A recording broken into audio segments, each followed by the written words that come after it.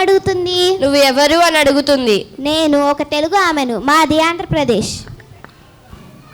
నీంగ ఎంగ పోరింగా.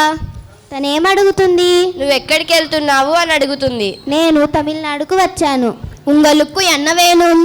నాకు తమిళం భాష అర్థం కావడం లేదు. తనేమడుగుతుందో కొంచెం చెప్తావా? నీకేం కావాలి అని అడుగుతుంది. నేను మీ తమిళనాడు రాష్ట్రం సందర్శిద్దామని వచ్చాను. ఓరు నిమిష ఇంగవాంగా. తనేమడుగుతుంది? ఒక్క నిమిషం అక్కడికంటే వెళ్ళండి. అలాగేనండి, చెప్పండి.